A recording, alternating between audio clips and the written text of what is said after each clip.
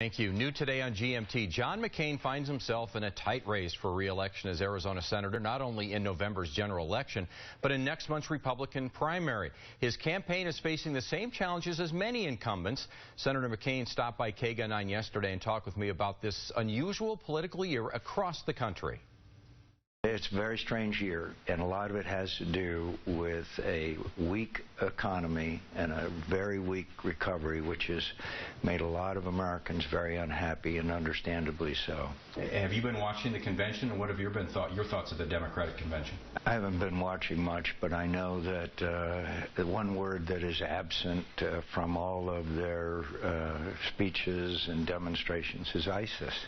Here we have attacks on the United States of America, an evil that is metastasizing, a direct threat to the citizens of this country whose lives have already been taken, and they're not even mentioning ISIS. I think it's not only incredible, but it's insulting to the American people. When you look at polling data, the economy and terrorism and national security are the top priorities of the American people, and they aren't even talking about it. And why aren't they talking about it? Because they aren't doing anything about it.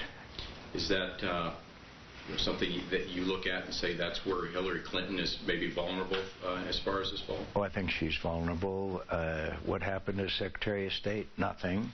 Remember the reset that she was going to have with the Russians? Now Vladimir Putin has dismembered Ukraine, is now slaughtering people in Syria, and obviously is acting with the utmost belligerence. So someone's going to have to explain to the American people what she did as Secretary of State besides travel a lot at taxpayers' expense.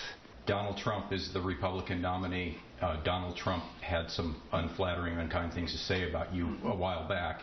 You've obviously moved past that. How do you get past something like that in order to back the Republican nominee?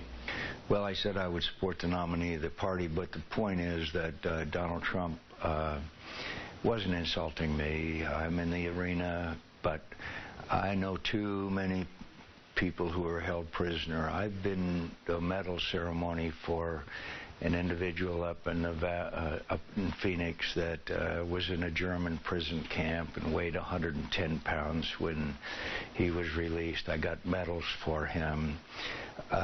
It's unacceptable for him to disparage people who in combat were taken prisoner, and that's something that I have vastly said. Donald Trump is wrong, and he is wrong on the issue of torture as well, and he is wrong, and I have disagreed with him.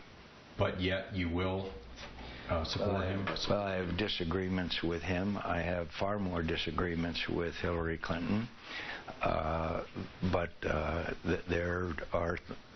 we are in a period of vulnerability, the United States of America, national security-wise, that we haven't been in 70 years. We haven't had attacks on the United States of America since 1941.